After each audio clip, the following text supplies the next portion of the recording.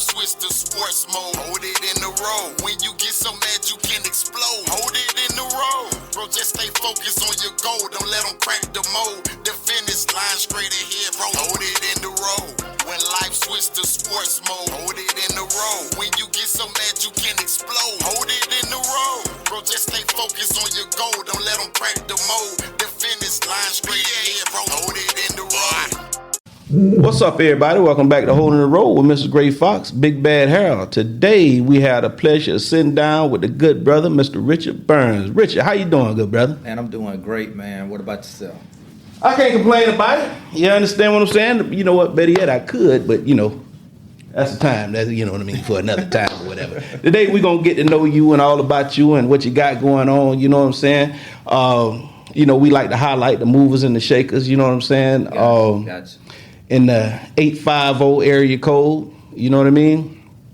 And brother, you are definitely one of those movers and shakers. You know what I mean? Appreciate it. Now, help me out here now.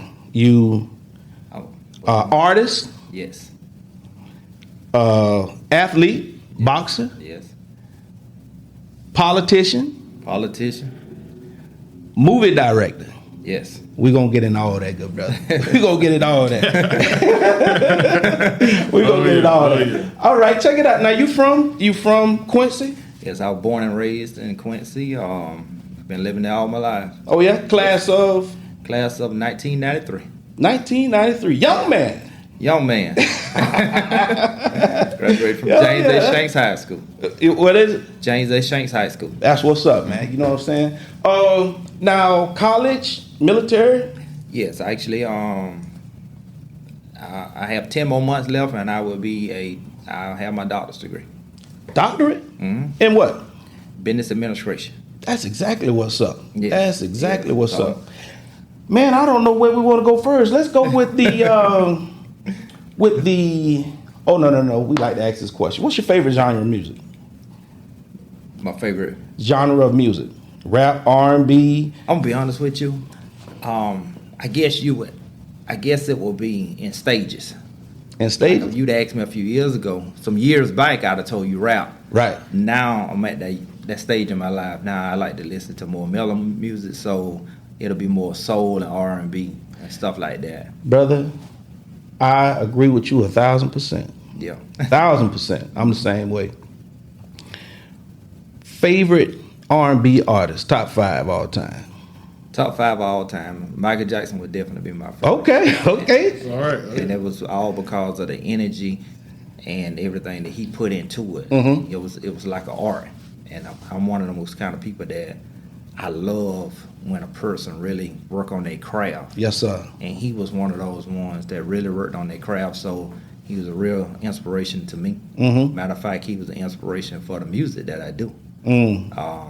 I wanted to be creative. I wanted my music to sound different. Mm-hmm. I feel like that's what he did to the culture. He made his music sound different. You knew it was a Michael Jackson song. Oh, yeah. Absolutely. And that's why when you listen to my music, you be like, it don't sound, you can't put a tag on it and say, okay, that's such and such kind of music. Mm-hmm. Be like, it sounds like a mixture between older music, new Right. music, Right. got a new flavor to it, Mm-hmm. and that's the way I wanted my music to be because people like him inspire me. Okay. Yeah. All right, that's number 1. Mm-hmm.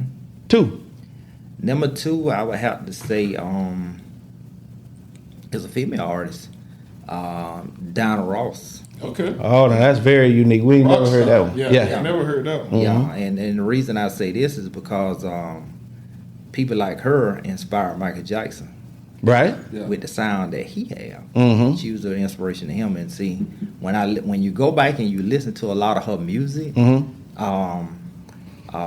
if you go back and listen to her song off of the Mahogany Okay. movie soundtrack, that song actually, if you go back and really listen to it, it inspire you because just like what y'all doing now, Mhm. y'all got your thing going on where you doing your podcast, Right. and branching out and all that kind of stuff. Right. Her song on that Mahogany album give an inspiration to where you want to be in life, where you going in life. Okay. Right. So I was listening to a lot of that, and some of her songs were like that in that category. So I was like, you know, I love how she did it, and then it showed how she went from being a worker in a clothing factory to a top notch Entertainer. Yeah. That's what's up. Legendary. Oh, yeah. 3. My third one would be Tupac. Okay. Yeah. Okay. Tupac, of course, you know, he changed the culture and stuff like that there, and the fact that he was able to do it in 25 years, you know, speak volumes. Oh man. Yeah, that speak volumes. The work ethic that he put into it. Yeah.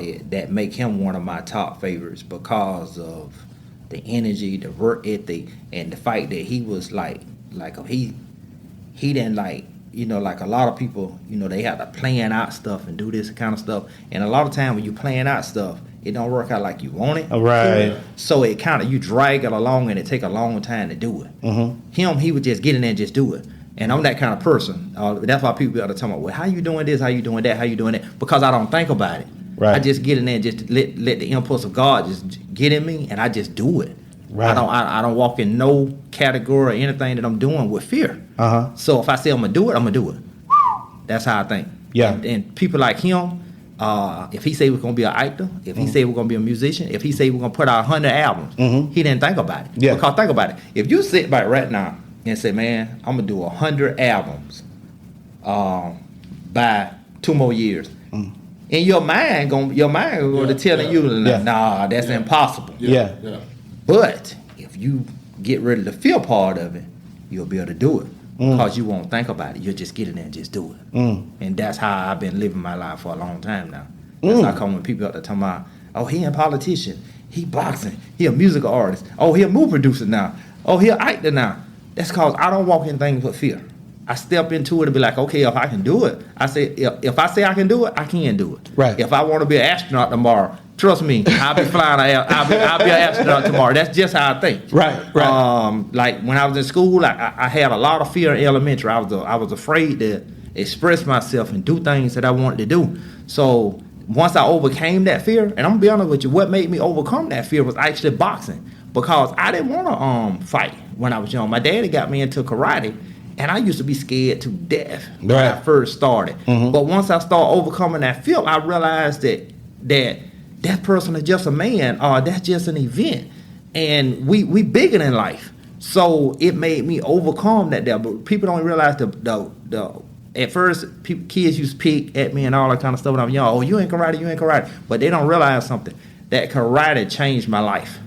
Wow. It made me overcome fear. And fears are the enemy. So, in every aspect of my life, I had a teacher to tell me in 4th grade that I wasn't gonna make it. Told me I wasn't gonna make it. But guess what? That same teacher, I done surpassed them with the educational. Right. Yeah. Told me I wasn't gonna make it. I had another teacher to tell me the same thing in 10th grade. But each one of those teachers, when you go back, both of them start their bachelor's degree. Here I am about 10 months away from getting a doctor's degree. So I let people like them inspire me instead of kill my my courage and what I was trying to do. And I stepped out on faith, man. And when I tell you everything I do now, I try to take it through. Man, let me tell you something. You answering so many of my damn questions that I was gonna ask you on the back end. You know what I'm saying? I'm just asking you your favorite R&B artist. You understand what I'm talking about? Well, we gonna get into that, man. Right. Man, you just said so much right there. No, you know, and I feel you, bro. I feel appreciate you. It. Like why in the?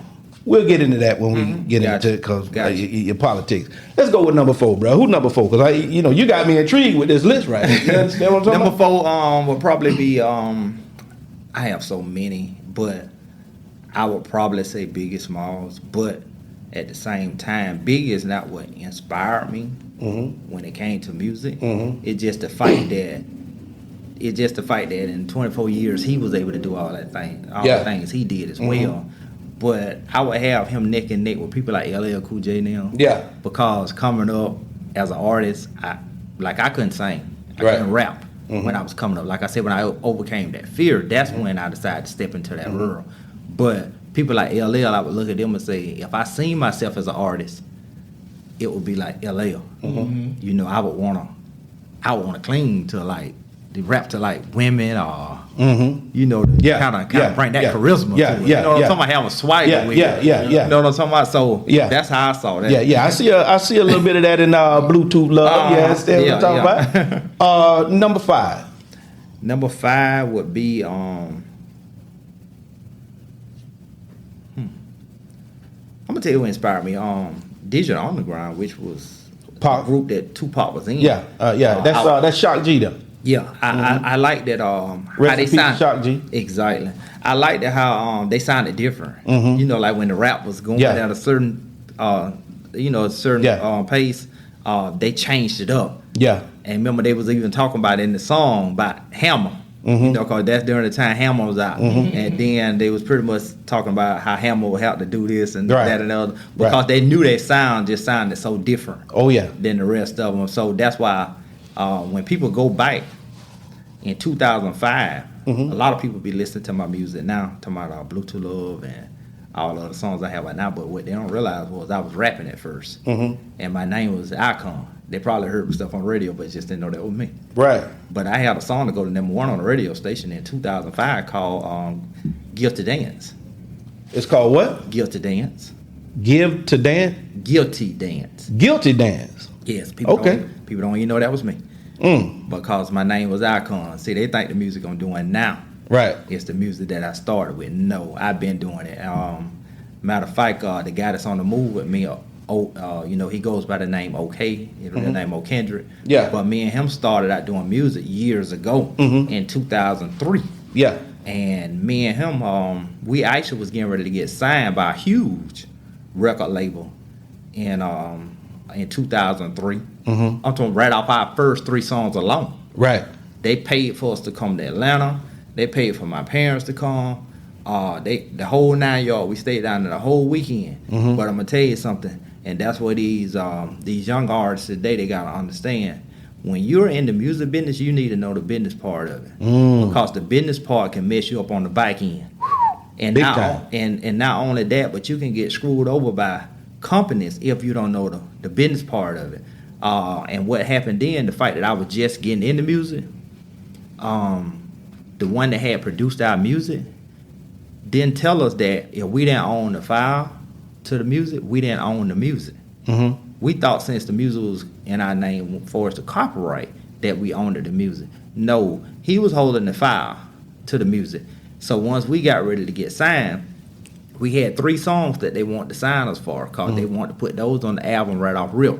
But they needed the file to that music, because any record label that's gonna sign you want the publishing rights, right, to publish your album. So they asked us, did we own it? And we said, yes, we own the copyright. We had the copyright papers there, and we told them straight up, yeah, we own our own music. They were like, do y'all have a file to y'all music?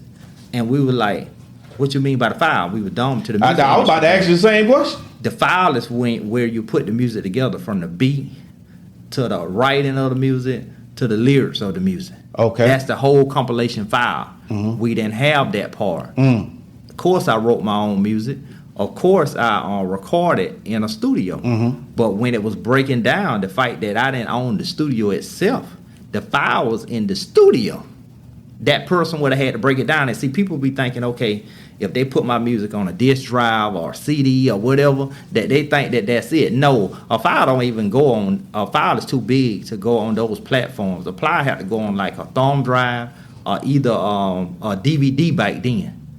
File is too big to put on something like that. And then you'll know if they download your file, because it's gonna take a long time.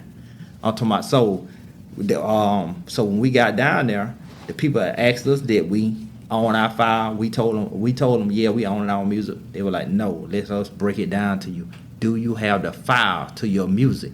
And we was like, you gonna have to explain it to us. So please. That's what they did. So when they explained it to us what time it was, they turned around and told us, you don't have it, call the studio up, get your file to your music. Well, at least they need to verbally let you know right now that they're gonna get it to you and have it sent over to our studios. How about when we called a guy? He was a friend of mine too. He told me that he wanted a percentage. We had already paid him. I know he probably listening right now, but he told us that he wanted a percentage, and we was going to come up with a figure. And we were like, wait a minute.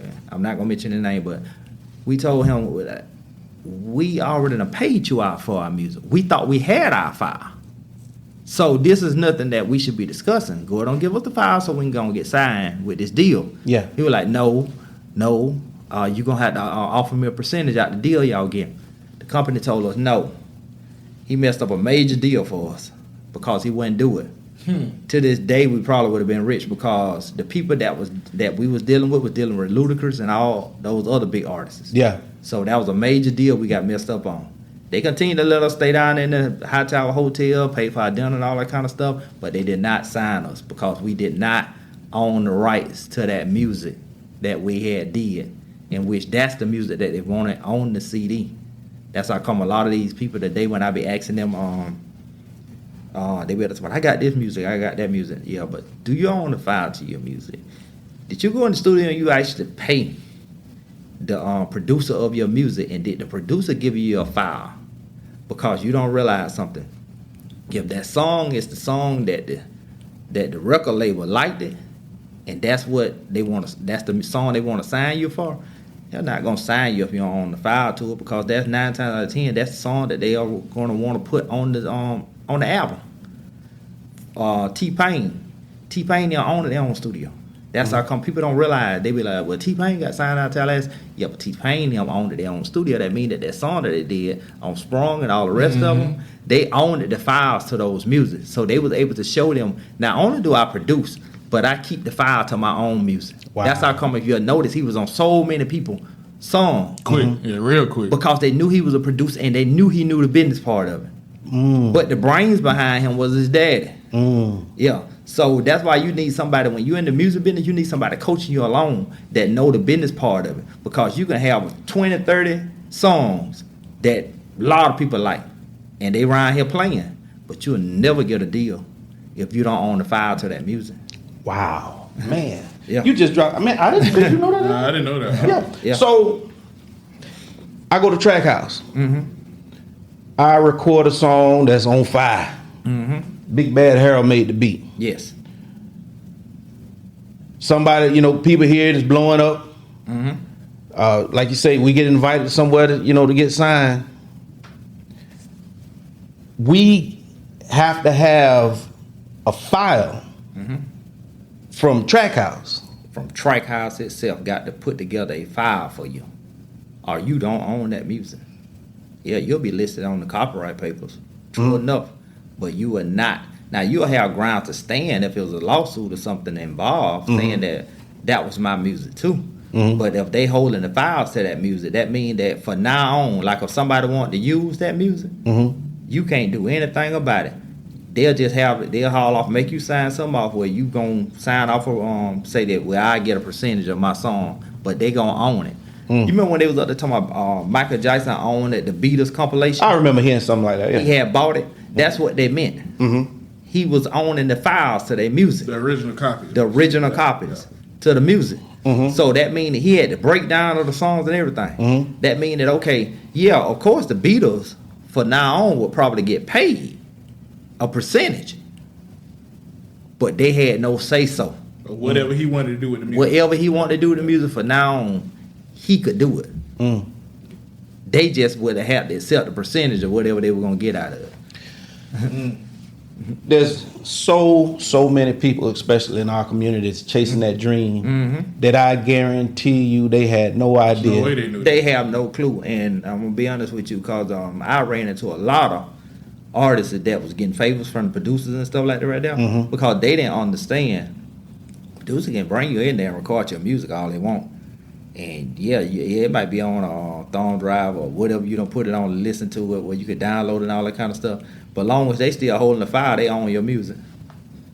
How do you get the file from them? If you record it in their studio? First of all, they're not going to tell you. This is something that you have to know. You have to know before you step out of that studio, hey, let me get my file. Yeah. And if you don't ask them, and if they don't give it to you, you don't own that music. The guy at the studio, the owner of the studio. The owner of the studio actually own your music. You don't went in there and recorded, done paid them and everything. But if you could let them continue to hold your file, you don't own your music. So it'll be best if you walk in there with a thumb drive and say, "Hey, look here, put everything we do." Exactly. That's what you have to do. And take it out every time. Yeah, but see, that's when it comes to having someone you can trust. That's how come, when everybody be going in everybody's studios, and man, I went to this studio. Okay, if you want to own your file, you got to go to someone you can trust to know that person will put your file on your thumb drive, whatever you brought in there with, so they can download it. Yeah, Man, yeah. It's a tricky game, man. It's a business too, to the point that you got producers feel like that artist might blow up. So if you don't ask for your file, they ain't gonna tell you. That was a good gem you just gave, man, I'm trying to. Man, that was a diamond, brother. Yeah. I don't. You understand what I'm talking about? That was a like, diamond. Trust me, man. I'm the type of person that I studies everything. I don't be on Facebook just to be on Facebook. They don't even realize I be studying Facebook to learn how they built Facebook. I don't be on Twitter or YouTube just to see what video they upload. I be learning how to build it. I done already built one of them already. You can even look it up when you get a chance. I done already owned a social networking site that was blowing up that was actually competing with Facebook and all the rest of them. But to make a long story short, the big wheel sent some stuff in there. I'm not gonna say in particular because I don't know who might have did it, but viruses were sent in there. And the fact that I didn't have enough knowledge, it was in 2012 that I built it. Matter of fact, ITT Tech helped build the face of it for me. But I owned a social networking site that had a Twitter in it, a Facebook in it, had a YouTube and all that in it. And it was doing real well. Even Amazon with in it. It's called debatesy.com. You can pull it up when you get a chance. But I still own it, but I had to take it down. And it will be relaunched in the next couple of months. Brother, like I say, I told Harold, and I told you, man, I usually have questions, you know what I mean, that I ask people, but I knew this conversation was going to be, you know what I mean? Yes, it's just so much stuff that we can get into. Yes, sir. Like I say, you even described already where the motivation came from. You described where the athletics and the boxing came from. I took Taekwondo myself when I was. Oh, you did? Yeah, understand what I'm saying? And you'll find out that it come in very handy for you. Hey, hopefully them natural instincts kick in when I need it. Yeah, Exactly. understand what I'm saying? Hey, right now the shape that I'm in and the age that I'm at, bro, I probably got about 2-3 minutes. But you understand what I'm saying? But trust me, the fact that you know it, it can come in handy in a situation. I feel you. Brother, let's go with the politics. You recently ran for Superintendent of the school. Superintendent of the school. What was the motivation behind that, brother? I'm gonna be honest with you, man. Even though I had the background, the business knowledge, The education. the educational, and all that there, that was not the drive for me to run. I was just seeing how our school system was ran, and what I mean by that is business-wise. And business-wise, you got an area like Gaston County, which is growing. But at the same time, you're growing in numbers when it comes to the economics. But then you downsize it in the schools. Don't make sense.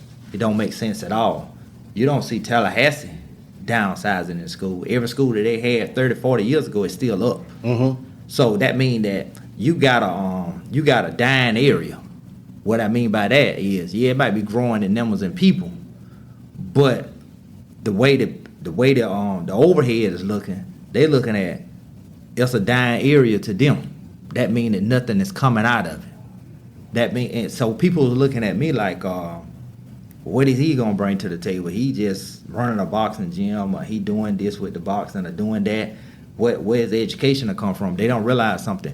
Running an area like right there don't depend. See, I had the education, but they was figuring, okay, he can't do it because he's, he have a background in boxing. But what they don't realize is every business that I have, from Federation Boxing to Combo to Quincy Fighting Tigers to Dragon Burns to all the businesses that I have, I started all of them from the ground. That means that take business knowledge. Right. Okay. At that particular time, and even now, the school board needed somebody that can get in there, that can start it from the ground and put a foundation up under because it's shaky. That means that, okay, if you need the grant department strong to bring in the right grants, you need a finance department that is strong, that can really keep an eye on the finances. You need a computer tech system that is ran the proper way. You need an educational system that is ran the proper way. And what it is, if you don't have all these people in there, you bring in somebody that can probably train these people in these areas. You don't fire them. You just bring in somebody that can train them so they can be properly educated in how to do it. Right now, they talking about combining these schools. Why? Why? You been downsizing ever since maybe 2004. You done got rid of all of these schools that could have still been operating and looking nice if you'd have been able to go out and get the funding. If you got the proper education going on, and not just that. We in 2024. We're in an area now where not only is education important, but a child learning business ethics, how life skills. All of this need to be included in school. People are like, oh, he talking crazy and all that kind of. No, I'm not talking crazy. That's very important. You don't want your child just to say that, Mama and Dad, I make good grades anymore. We're in a different era now. You want your child to haul off and be able to be a business person in school before they even graduate. You want your kid to haul off and say, Mama, I know how to design a website while they in school. Mama, I know how to design clothing while I'm in school. You don't want. I'm talking about. And see, Overhead already knew, like, okay, they stuck in this football, basketball, different sports. No, that is not. That is important in a certain degree. But you want to be able to be that person that can say, I own the football team. Amen. I own the basketball team. Amen. You see what I'm talking about? Oh, yeah. I'm talking about, see, I'm on a different level when it comes to that kind of stuff. So they couldn't see the concept I was coming from. That's the concept I wanted to bring to the school. Okay, if you telling me that we only have $2 million in the budget at the school, and then all that got to be played out through the teachers, through the administrators, no, I'm wondering why we ain't got $100 million in the budget. You see what I'm talking about? We in 2024. Why we ain't got $100 million budget? Why the parents got to get out and do boosters and all that kind of stuff to buy uniforms for all that kind of stuff when we should be getting that kind of funding? Because if you putting out that kind of energy in a school, what I mean by you got this going on, you got that going on, you got this going on. Oh man, these kids right here, we got all these kids graduate from top schools, not just FAMU, FSU, but we got kids going to Harvard, all that kind of stuff. Man, you got money flooding in from different directions. You even got people probably like entertainers say, hey, I want to donate to that school. It's a public school, but guess what? You ever heard when some entertainers, like when they graduated, then they go on to become big, they be like, well, I came back to my school and I donated money. You want that, but we in 2024. Why should we have kids graduating that don't go on and become entertainers and business people and high powerful people in these areas? People didn't realize that's what I was trying to do. You shouldn't have no every blue moon, every 20 years you might have somebody graduate. Well, you know, they went on and they did this here, they made that. No, we should have hundreds and thousands of kids study coming out, flooding the industry. And making it big in all these different areas. That's what I was trying to do. They didn't realize why a lot of people was coming against me and said, no, don't vote for Richard Byrne. They had people coming all out the woodwork, don't vote for Richard, because they knew I was trying to change the system. I was going to ask you what the support was like. What was the support like when... My family was the one supporting me. I barely had support. Most of the finances was me. I barely had support because people didn't understand what I was coming from. They was talking about, they was flooding the internet talking about he's just a boxer, he just do this, he do that. No, Richard Burns is a businessman. Boxing is just one of the things I do. So they were just reading the cover. They was reading the cover. They started publicizing. Okay, here you got this guy that's working in the school system. you got this guy that's working in the school system. Then you got this guy that's just running a boxing gym. What can this boxer bring to the table? Boxer now, not businessman. But what can this boxer bring to the table that this educator can't bring to the table? Right.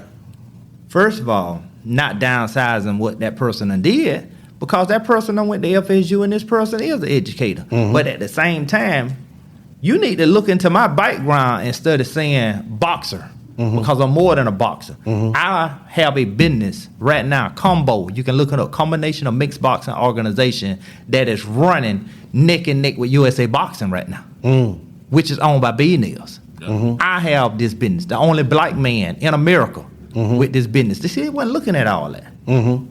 They don't even know this. You looking at the fact that I done boxed. Right. So you overlooking my business skills.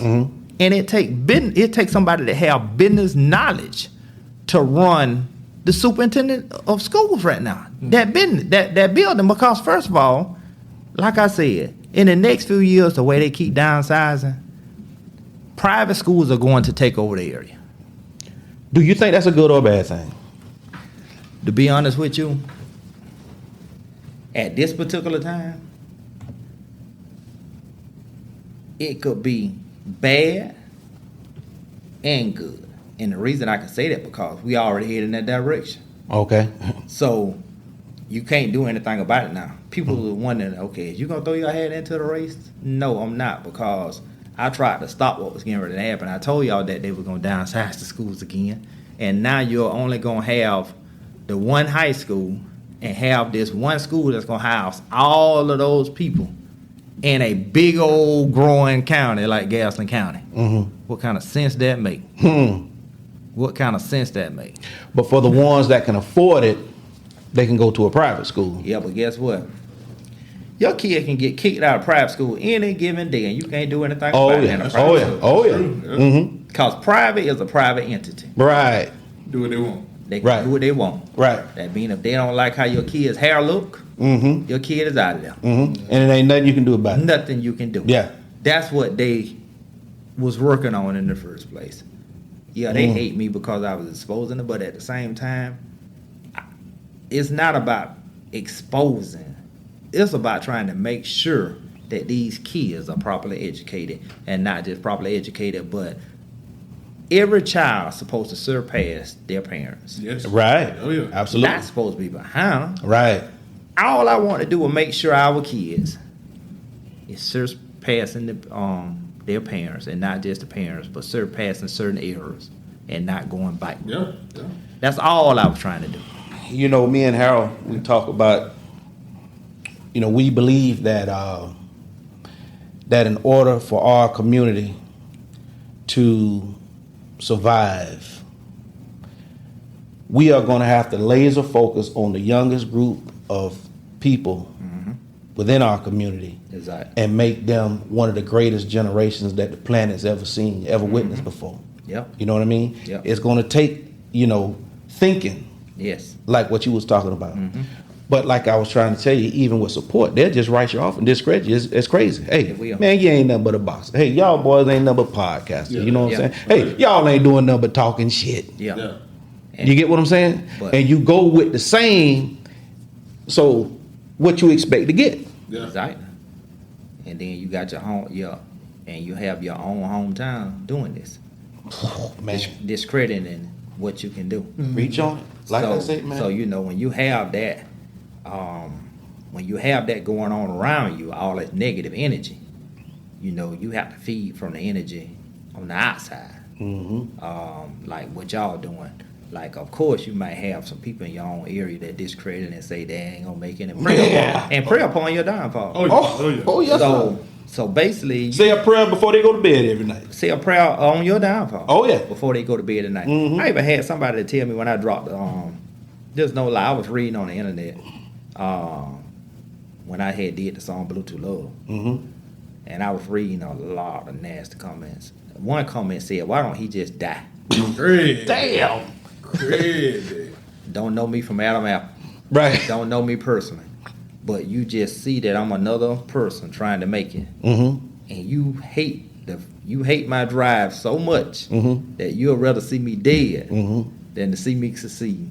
That's the kind of nonsense we be living. Oh on. yeah. Right. Hey, that person that actually made that comment probably could have lived right down the street from you. You understand what I'm To saying? be honest with you, this the truth. I read it and didn't even look to see who it was because I didn't care. Yeah. I'm the type of person that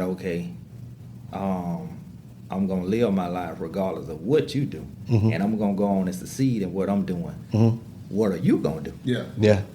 Let me tell you something, brother. And I was talking to Harold about this. You know what I'm saying? When you see when I seen you at the showcase, I said, man, I know this guy. One of the things that I admire and respect about you, brother, is your drive. No, you know what I mean? Appreciate it. Talking about, like I say, you into so much. I'm like, man, this brother, and like I say, you ain't got as much gray hair as I got. You understand what I'm saying? Because Hey, I don't let stuff hurt me. Right. Not because of that. I feel like in your situation, it's probably genetics. Oh, absolutely. Yeah, yes. It's genetics. I don't think that has nothing to do with that right there. But Right. far as I'm concerned, when it comes to me, see, I know me personally. Yeah. I just don't let things ruin me like that. I don't let finances ruin me. I don't let relationships ruin me. I don't let the things that's going on around me ruin me. Like when they was flooding the internet with a lot of those nasty comments, they didn't realize that kind of stuff inspired me. So they might have been quiet, because now with you being quiet, that'll kill my drive. Yeah. I needed the nasty comments and the negative Keep things. going, They don't realize I feed off of that right now. Yeah. And it make me say, okay, since they feel that way, you watch what I got next. Yeah. I'm talking about they don't realize that's the kind of person I am. Yeah. You seem to be the type of person that set your mind on a goal and go, and don't worry about. You know what I mean? Yeah. I don't look back. Yeah. That's what's up, man. You know what I mean? Most people are worried about, man, how we gonna get there? I gotta save up enough money. I gotta do this, and you tell them, hey, look here, brother. Ain't gonna never be a perfect time to do what it is that you got to do. You just got to go get it. I'm gonna tell you something, man. That I realized, it don't take money to do anything. Do you know that your idea alone is money? True.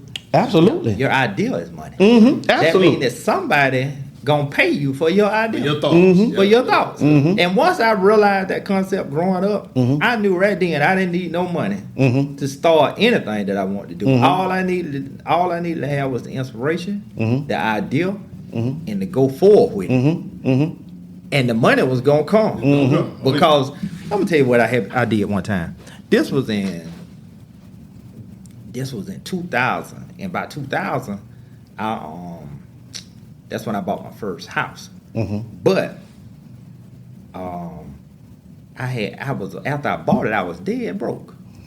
And I was like, whoa, what? I was like, but I want to be a boxing manager. Right. I said, I'm going to be up there with all these millionaires and all this kind of stuff. I was like, how in the world am I going to sell myself on these people? Because I said, they ain't going to want to talk to me. I said, first of all, I'm young. I said, they going to look at me as this young boy and all that kind of stuff. So I was like, I got it. I need to look like I'm a millionaire, right? So I said, but I can't spend that kind of money because I don't have that kind of money. Right. I went in, and I'm going to tell people, I went in, I think it was It's Fashion at the time. It's Fashion had some silk shirts. Right. Like, they were kind of like the shirt I got on now, but they had little lines, silver lines or something in it. Little different lining in it. And I bought red ones, blue ones, white ones. Right. Different kind, right? So I had like some different jeans and stuff, like a couple of white ones, black ones, long story short. So I said, what I'm gonna do is, now I need like different shoes that I wear. I said, but I don't want to spend that much. Kid you not, I probably bought shoes, maybe about $20 shoes. Right. I would go places like Roses or something like that there. Yeah. When they had like them discounts. And I would get stuff like that right there. But then I said, now I need something to signify. So I went to, for some reason I had to go to Tampa for something. And I seen a money belt. Oh, what is it? A money belt. Okay. It was a money belt. They had the big money signs. I still have my belts too. They had the big money signs around them. Right. The belts cost me $25 a piece, and I knew it was gonna break me. But I said, but in the long run, I'm gonna make that money back, right? So I bought the money belts, and so I went to call around. I said, all I need is one person to believe in me. So I was just selling myself. I was like, how would Don King do this here? Yeah. So I went to tell them I had a stable of fighters and da da da da. So the first gig I had, they paid for all my fighters to fight out of town. Mm-hmm. They paid for me, all my fighters. And one of the biggest breaks I had was in Savannah, Georgia, that was offering more money. And when I came down and I stepped out with that uniform on, right? The uniform that I told you to put together. Yeah. And the shirts that I bought were $4 a piece, $3 and $4 a piece. Right. Yeah, the pants, I paid maybe $10 for them, right? Yeah. When I tell you the millionaires seen me and they thought I was rich. Yeah. What? Oh, They- $50 outfit. Less. They thought I was rich. So they was like, so when I walked in the building, they automatically knew that was the one they was talking to on the phone. Like I separated myself from the boxers. Right. Like the boxers, yeah, they was nice, you know what I'm talking about? They boxers, but when I walked in there, they knew that I already. was the manager Yeah. of them. They Yeah. walked straight up to me. They went negotiating with me for big money, for more money, and stuff like that right there. And to make a long story short, man, one time in particular, when I walked in the building, I was getting ready to sit somewhere right with the boss. They was like, no, come on. You supposed to be sitting over here with the promoters. Yeah. Come on, with all the promoters. So, man, Yeah. you wealthy like the rest of us. Yeah. And I said, that concept got them. Yeah. Yeah. That whole concept. Just the look. Just the look. Yeah. I played the part. Right. And I convinced them that I had money like that. Right. And until this day, Yeah. the fact that I was able to do that, I was able to get in cahoots with all those people. Man, I done been out there with people like Mayweather and them. I done been out there with Roy Jones. Roy Jones done invited me down to the gym so many times. And I'll never forget when I went to, he invited me to a boxing event one time that he was promoting. And when I walked in the door, he said, man, I've been looking for you. Yeah. Do you know how I feel? I'm talking about you got a guy that's worth $20, $30, $40 million to tell you that he been looking for you. This Roy Jones. That's Roy Jones. Oh man. That I've been looking for you. You know, he expecting you to be there. Yeah. And so, you know. That's dope. Yeah. Let's do it. Yeah. Him and Mike, my favorite two boxers, man. You understand what I'm saying? Man, that's what's up. We just had Duke. Duke was talking about, you know, you can't wait till you become a star to start acting like a star. No, you had to walk in it. Yeah. Yes, sir. And you have to believe that you are that. Oh, Yes, sir. Yes. Yes, you don't sir. wait till you start walking in it. Right. Yeah. Yeah, like what y'all doing right now. Yeah. To me, Yeah. you already there. You see what I'm talking about? I'm talking about. I was looking at some people that was person that interviewed Mike Tyson just the other day because you know he getting ready to fight Jake Paul. Yeah, Right? yeah. Right. I'm sitting in here, y'all got AC, y'all in the high tower building. The guy that interviewed Mike Tyson didn't even have AC. Right. Mike took off his shirt in the interview process. I'm talking about because he was burning up. You know what I'm talking about? He snatched off his shirt and was laying on and said, woo, it's hot, man. It's hot. It's hot. So that's what I'm trying to tell you. I'm talking about y'all already impressed me. And if you are, and trust me, the fact that you impress me, you impress anybody out there. You ain't got to worry about me getting naked and all that kind of stuff. Y'all got AC. Y'all got AC all up there. Yeah. It's feeling good. That's what's up, man. So your community looks at you as a boxing manager. Yeah, they look at me as a boxing manager. Don't get me wrong now. That's what they wanted to see me as.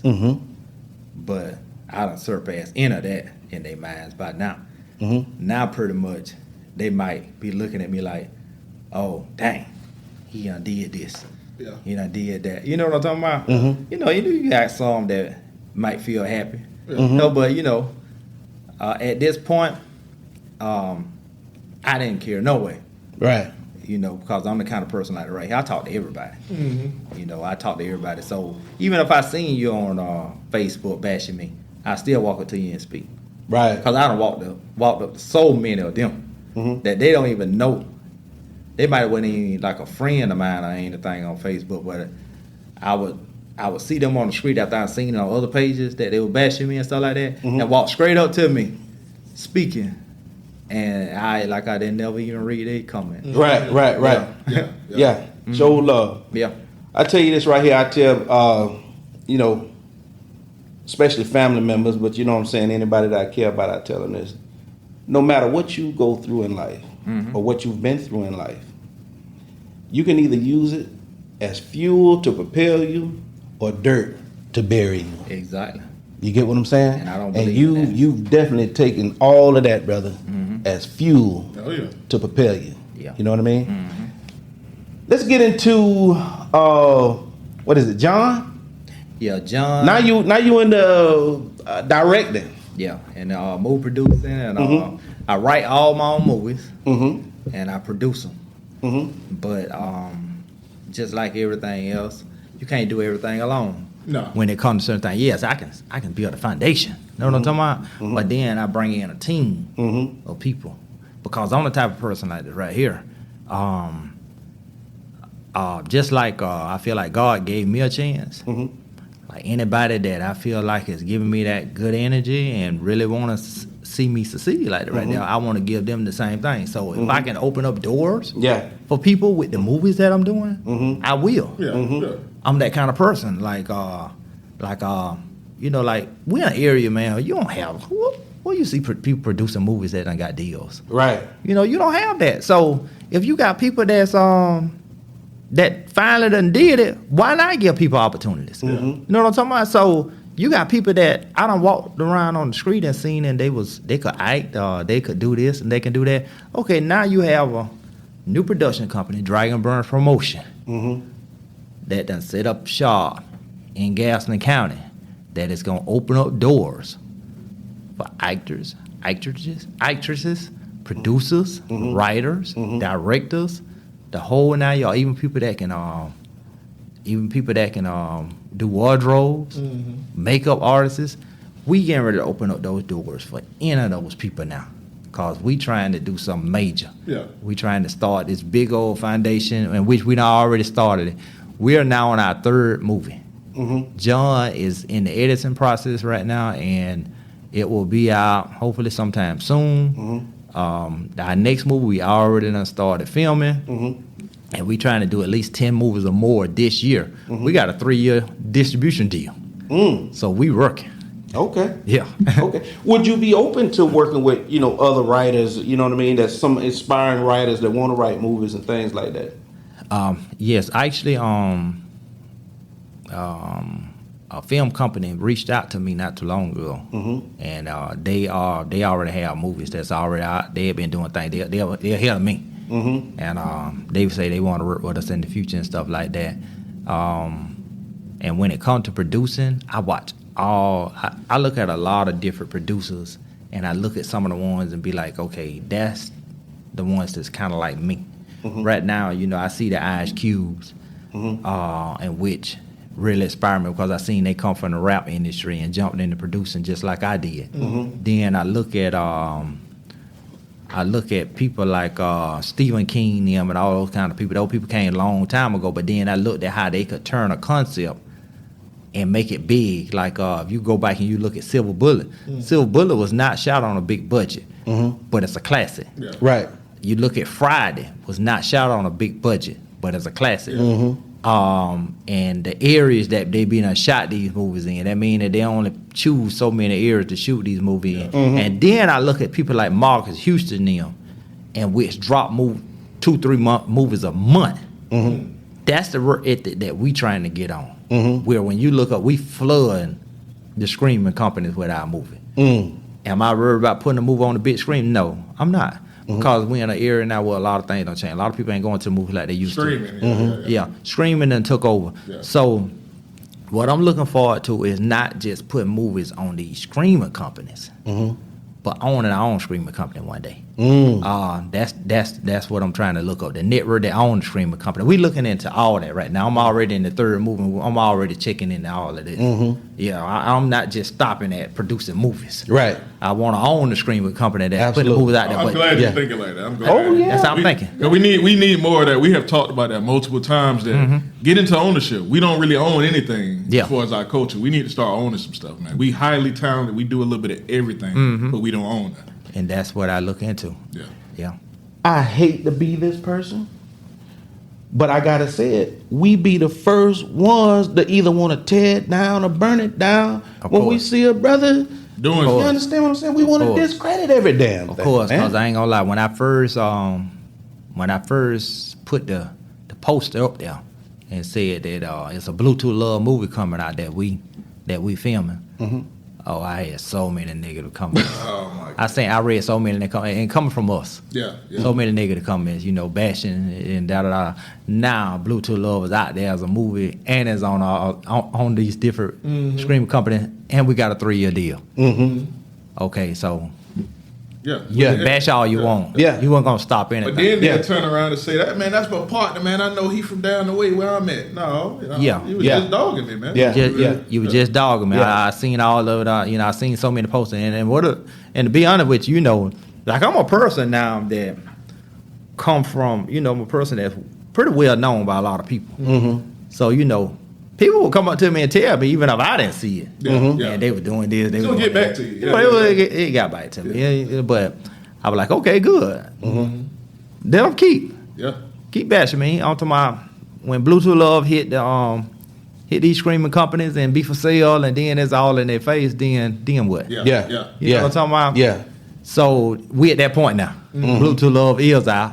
Mm-hmm. Bluetooth Love got a 3-year deal, and now we got so other many movies that we are pushing and we getting out there. So who cares? Yeah. I was listening. Matter of fact, I posted something on my wall on Facebook with Tyler Perry talking about the same thing. He done went through that. Mm-hmm. People were bashing him. Mm-hmm. Matter of fact, the industry even be bashing it. Yeah. About the stuff he doing. He never won an award for any of his movies, but his movies grossing more than any of the other movies that's out there. But he even never won an award for his movies. Mm-hmm. He was saying like sometimes he would go into Oscars and be like, how did that win an award? And then he walk out and all this kind of stuff. So people like him, I listen to what he be saying and I know where he come from and things like that. So I'm like, okay, if people like him was getting bashed, then who am I? Yeah. Right. Here it is. This guy right here done built the empire. And with the direction that we heading in. Yeah. He'd already been there, done that. So he done got bashed along the way. So who am I? I know I'm gonna get bashed. And the first people to bash you is your own hometown. That's true. They the first one gonna bash you. So so that's how I feel about things. Ain't that crazy how that worked though? You come from a small town, man. I come from Apalachicola, Florida. That's where I'm from. Oh, for real? Oh yeah. Okay, so you're not from Gaston County. Huh? You're not from this area. Well, I'm from right over there. Yeah. No. I'm not from Tallahassee. From Tallahassee, but I'm just saying, yeah.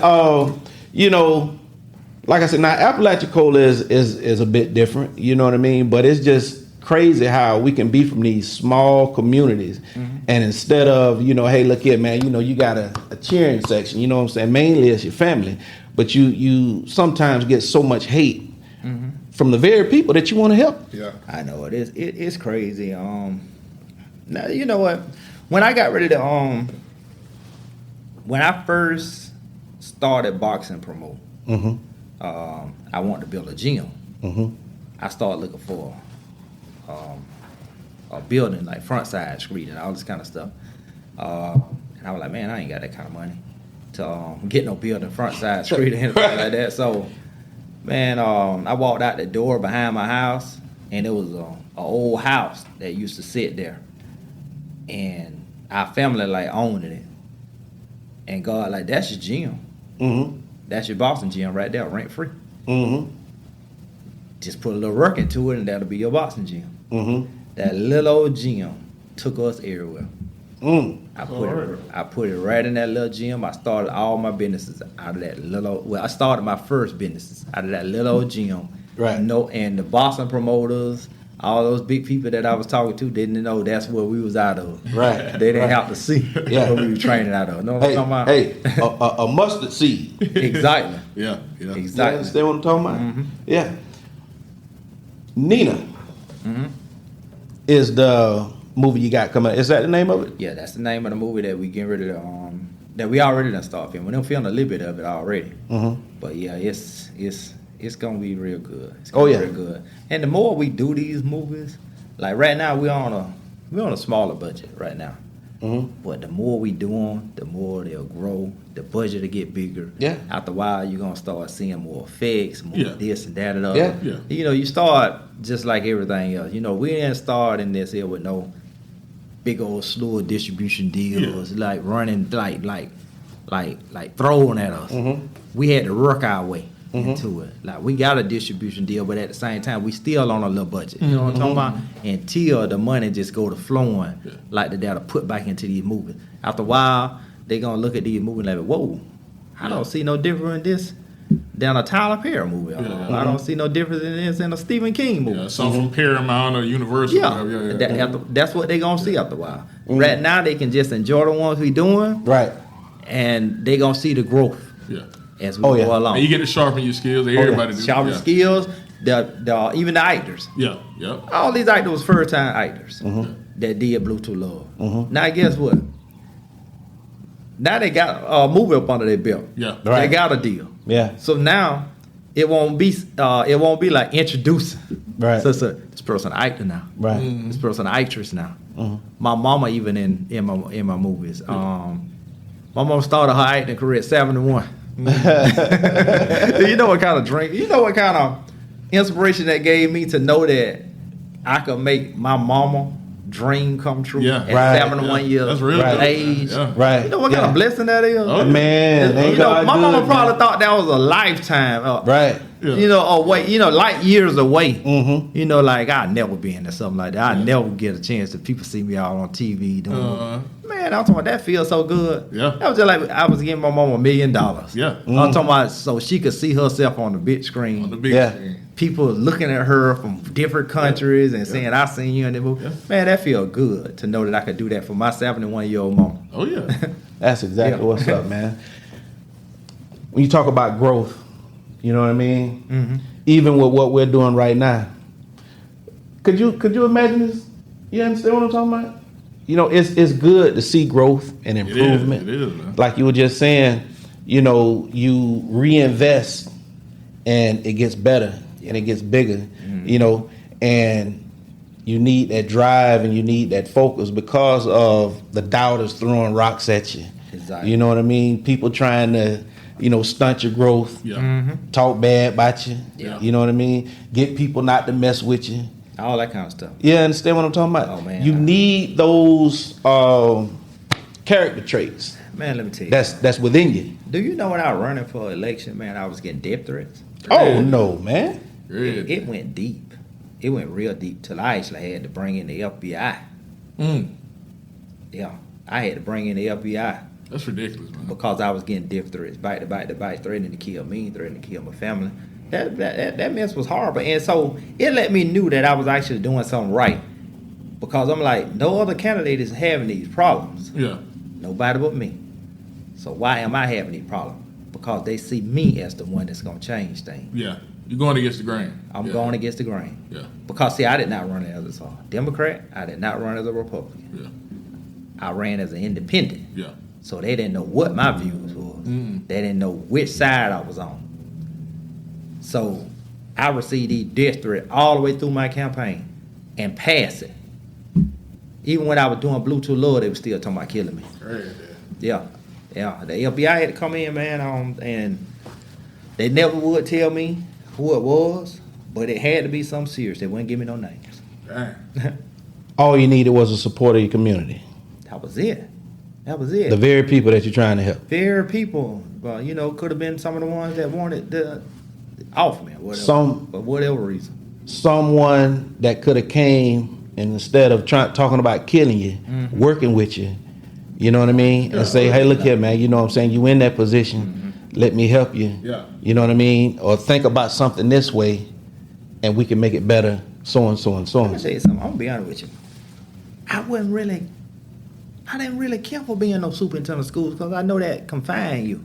You know, once you're the superintendent of school, that confines you there. Yeah, priority number one. I have never been the kind of person that want to sit at no desk. I'm talking about like that right there. So they didn't realize something. If I'd have seen some of the other people that was running candidates with some of those views that I had, You would have supported them. I would have just dropped out and supported them. I wouldn't have never jumped in the race, but I seen that it was going to continue on like it's been doing. Yeah. And go in the direction that it don't went in. I didn't see no one that had those kind of views. So I wasn't going to get up there and support them because I'm like, okay, once that person out, this person in, it's going to be the same thing. And the school going to continue to go downward. So they don't realize something. I wanted to support somebody else because I didn't want to put myself out there like that. But I didn't see nobody that had those views that wanted to change some things, really change some things. And not just somebody saying, oh, we're going to get in here, our grade going to go. That's all fine and good. But what else you going to do with these kids? Man, I've seen kids that graduated valedictorian with working regular jobs one day or get into college and flunk out. Oh, yeah. So grades are not just the main focus anymore. You got to teach these kids business ethics, life skills. I'm talking about you got to teach them not just to be on their phones. Learn how to build a phone. Develop those character traits. Exactly. We talked about that. Me and Fox talked, and some of my other partners talked about it. You need a school that's like that. That's kind of like that question he was asking about the private schools. If we had a private school that was geared towards that actually helped kids, that'd be great. Yeah. You know. But the private schools are not the ones in Gadsden County. True. But just in general, they teach those life skills. It's not all about just the grades. That's what I'm saying. It's not just about the grades. No, it's not. It's not just about the grades. Yeah. So I didn't see that happening. You know what? I be listening to stories of Tupac and Jada and all those kind of people, and then you find out that they had this in their school. You know, like they had they could take up hike during and all kind of stuff. I'm like, why can't our schools have it? Exactly. You see what I'm talking about? Why can't our schools have? When you had the opportunity. Exactly. Why can't our schools have studios in it? You got people that can sing. You know what I'm talking about? You got writers. Why can't we have these kids in there putting their skills? But by the time they finish high school, they already a director. Man, I'm trying to. They already are artists they can run a company and know the business. And know the business. That's what I want to put in the school system. Yeah. Richard, what's on the horizon for you, good brother? Let me break it down. We have Dragon Burns Promotion, which is a company that started out promoting professional boxing events. Okay. We done extended it. Now we are a movie production company in which we gonna produce so many movies. That's what we plan to do in the future. We trying to build an empire where we gonna eventually own our own networks. We gonna be big after a while. We gonna be big and we gonna keep it going. When it comes to my boxing, we have a combination of mixed boxing organization. We are trying to spread out more throughout the United States and even have branches in other countries. Combinations is our amateur and kickboxing sanctioning body association, in which we are going to have it big. It's going to be big. It'll not only be in Florida, but we trying to branch out through all the states and like in other countries. Now that's what we're trying to do for that one. Federation Boxing Association, that's a belt company that people fight for the belts. Okay. We done had one fighter to fight for the belt already. We trying to have it. Well, when you look on TV, you got so many fighters fighting for our belts after a while. I'm talking about people they didn't even know we were going to have a sanctioning body like that one day. But we got a sanctioning body where people will be looking at our belt and saying, that person is the new world champion. And we're going to change the concept of how they do it. We're going to change the ranking system. People from all genders going to be able to really be like, they're going to feel proud that they holding that belt. Because that belt going to hold more significant than some of them other belts going to hold. That's our goal with that one.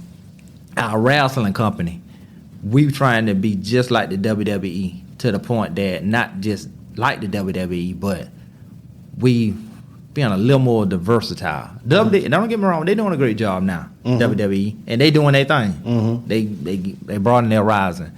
But we in a new era, and we feel like our company is going to be a part of that new era, that you're going to be seeing all kind of things. I don't want to disclose a lot of things that we got planned, because when I look up, they'll probably have it. I'm talking about so, but that's another thing. As far as my website, I'm relaunching it, and it will be back up in the next few months or so. That's my social networking site, and it's called debatesy.com. Now, I might debate and might change the name. I don't know yet, but people probably won't even know I'm the one on it. Right. Yeah. Last time I had my name on it, and not just, it wasn't on the front, but it was in the back end. Yeah. When you look up Facebook, if you look it up on Google, you really don't see who owned it, but it's out in the media. You see what I'm talking about? Yeah.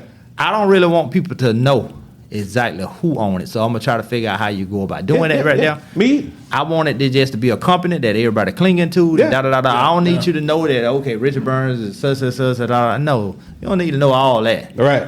You just need to know it's a great social media site that's out. Everybody loving it, and it got some things to offer. Mm-hmm. And I don't just want a social networking site where you can just jump on and have fun, but it might change your life and turn you into a millionaire. Yeah. That's what I'm trying to do. Yeah. How can people get in contact with you, good brother? They can get in contact with me through Dragon Burns Promotion, or they can get in contact with me through Allen RB93@yahoo.com. Brother, I told you how. Curveball. Can't let you get out of here without a curveball. Can't let you get out of here without a curveball, good brother. All right. Is money power? Money power? Is money power? Money power. Is money power? Knowledge power. Bang. Knowledge is the power. Money is just an object. But what you got up here, and let me say this here real quick. And the reason I'm going to say this right here, because you did throw me a curveball. Mm-hmm. But years ago, when I was getting my master's degree, I ended up with a nerve in my body that was making me feel like I had limited mobilities. Mm-hmm. And I thought I wasn't going to be able to. Eventually, I thought my walking ability was going to leave me. And even in my hands was like feeling real numb to the point that I couldn't stay on the computer typing a long time. And I'm like, I'm in the middle of getting my master's degree. And it was like God set me back and like, I'm putting you through this to show you.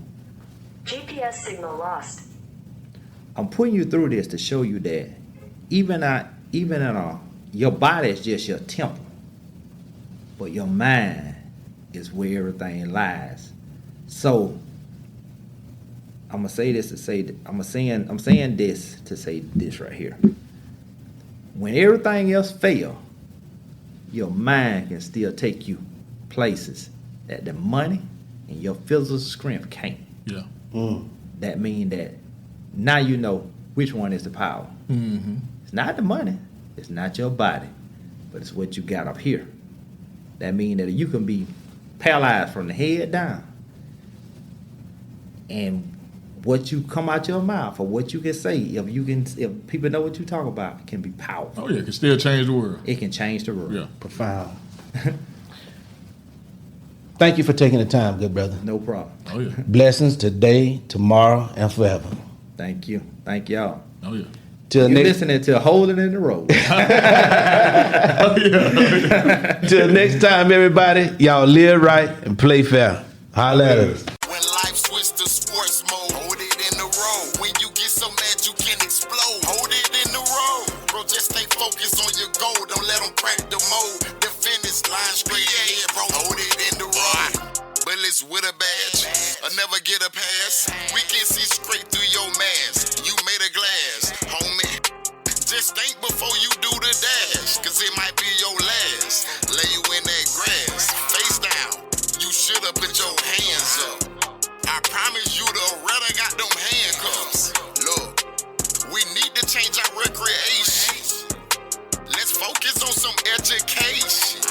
How about let's fight for our reparations? How about let's teach our next generation? Big Bad Harold, Mr. Gray Fox. Let's give them motivation. When life switch to sports mode, hold it in the road. When you get so mad you can explode, hold it in the road. Bro, just stay focused on your goal. Don't let them crack the mold. The finish line straight ahead, bro. Hold it in the road. When life switch to sports mode, hold it in the road. When you get so mad you can explode, hold it in the road. Bro, just stay focused on your goal. Don't let them crack the mold. The finish line straight ahead, bro. Hold it in the